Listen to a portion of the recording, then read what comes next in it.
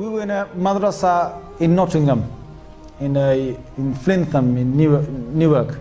This was in the 90s. We came to a building that was an old RAF building that had been deserted for 20 years.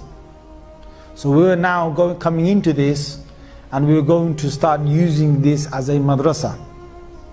Now when we came there, one of our teachers, he said to us, he said, because we started off living in one corner, and we're going to slowly start using the rooms till the other side of the madrasa. Now this place had 120 rooms, yeah, and it had about 3 different halls, massive. We had an east wing, a west wing, a middle sort of part, and we were in the east wing, and we were just staying just in a few rooms. We were talking about literally about 7 or 8 rooms.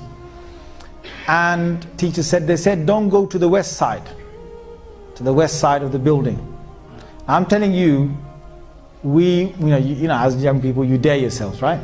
Yeah. So he said, come on, let's dare to go over there, right? So we were young, and we went into the west side in broad daylight, 12 o'clock.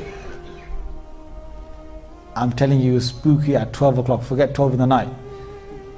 We're walking, and we were holding our arms, and we were walking together, about a good 7 or 8 of us.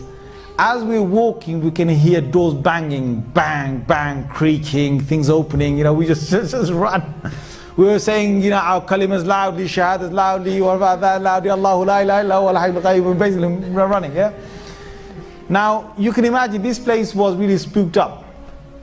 And the teachers warned us, you know, don't go over there. Now what happened is one of these, there's this young kid, I'm not going to give you his name, he's probably grown up now, he's probably got kids now, all right? So I don't want to embarrass him when some of you might confront him. But he was from up north, and he was a kid, about 13 years old I'd say, from Bangladesh. He didn't know a word of English, forget anything else, right? He just knew Bengali, and he was the most quietest kid you can imagine. Just quiet, just sticks to himself, and that's it. And he's trying to become a hafiz of the Quran, and he only has done 1 juz.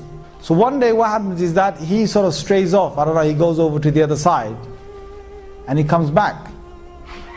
And no one sort of takes much notice of it, but he comes back, and the evening when we're all sitting together and we're sort of reading, I wasn't there in the hall at that time, but there were others who said it. But then I went over to the hall to verify this. So this is something that I have verified myself.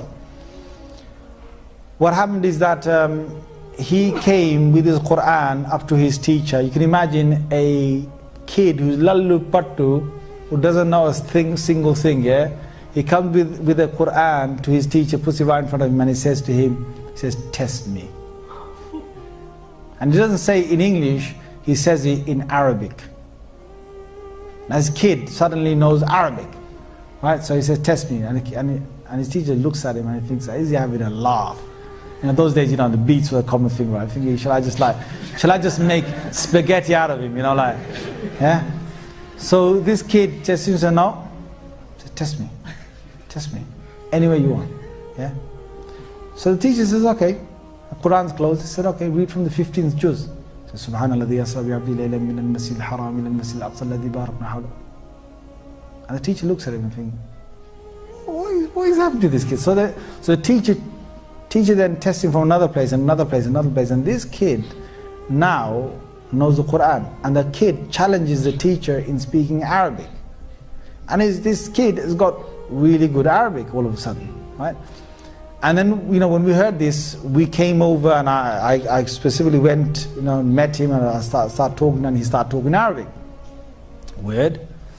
So then we thought, okay, you know, whatever has happened, miracle of God, you know, you wait. What happens is now this kid is acting really weird, because he goes and he gets a hair clipper, and he shaves half of his head, and he leaves the other half as it is. Takes his hat off, walks down the corridor with half of his hair on one side long, and the other half is completely shaven. Now kids are freaking out. Jinn, jinn, jinn, jinn. Right? So then, you know, the teacher grabs hold of him and says, well, you got to basically just shave the other half, so the shave the other half. So we've done that. Now, and he's acting all weird. He's doing things that sort of abnormal. So he then goes to bed, and okay, he's gone to bed. At about 2 in the night, all these kids, there's 6 to a room, and there's 3 bunk beds in every single room. So there's sort of 2 on every sort of bunk bed. 2 in the night, 5 of them from that room, from his room, come running down the corridor, yeah, banging on the principal's door, yeah. Jinn, jinn, jinn, jinn, jinn, jinn. So the principal gets up, says, "What's the matter?" Jinn, jinn, jinn, jinn, jinn. And the principal comes in, and there's only one kid sleeping. It's that one kid, the one that shaved his head, right? The one that knows Arabic all of a sudden now. Yeah? He said, "What's wrong?" He said, "Nothing." So they go back. He said, go back. Puts the ball in bed, comes back. And he says, after a little while, these kids are screaming back again. Down the corridor, knocking on his door, jinn, jinn, jinn. So he said, "What is it that was happening?" They go, "When we go into our bed places," yep. Imagine this guy's name is Imran. I'm just making up, I'm not saying his real name, yeah? Imagine his name is Imran or something. They said that we hear all across the wall something dragging its nails or whatever it is and saying,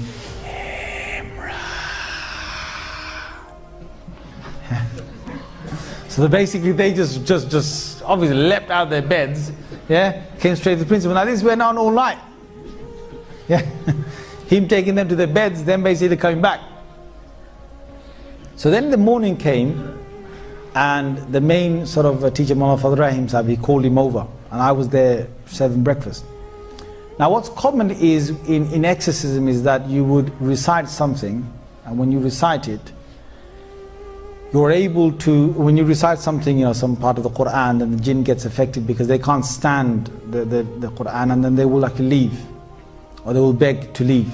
In this case, this jinn was a believing jinn, and this jinn was a hafiz of the Quran, and this jinn knew Arabic.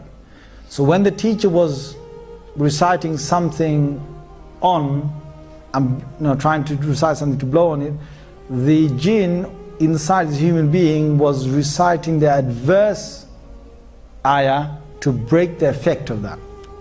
It was not any common jinn that was in here, and I'm sitting there watching this. So the shaykh is reciting, and this jinn is undoing whatever recitation he's doing. And it was, the shaykh said, "Inna alladhina fatanu al-mu'mina wal-musliman lam yatubu falahum adhabu jahannam wa lahum adhabu al-hariq." And this other jinn from inside will recite something else. So it's undoing whatever the shaykh was saying. So after a while, when the students sort of left the room, I asked the shaykh confirmed that this is what he's doing.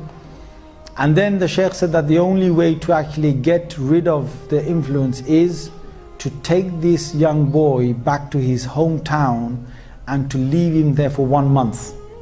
He said the reason why this has happened, and these guys, I'm saying this, that you won't believe in this unless you deal with this. There are certain things that you will not believe in unless you deal with it. So if you've got unbelief in anything I'm saying to you that I'm making Allah witness, whatever I saw, I'm just telling you. You just need to start witnessing some of this yourself, and you start believing in it. So the shaykh himself was able to witness some jinns. And he witnessed a whole group and a family of jinns that had traveled from outside and stayed in that west wing for a month. And he had this feeling that they were there only for 1 month. So he said, if this young boy goes to his hometown, then whatever jinn is, he said there's a young jinn inside him who's a hafiz of the Quran. And if he stays in his hometown, the boy stays in his hometown, then the jinn will automatically leave because his family are leaving this west wing after a month. So we took him home, and as we were taking him, my God, I was sitting next to him on his left hand side in a car. He was right in the middle. He wanted to, he was going to open the door when we were going 70 miles an hour. He reached to open the back door, the car door. And the teacher stopped him, and the teacher gave him a good shouting. And then he basically stayed there until we got to the place. We left him in his home for 1 month. After 1 month he came back, and he was the same docile kid you knew. Looked down while he walked. Never knew a word of English or Arabic, and only knew 1 juz of the Quran.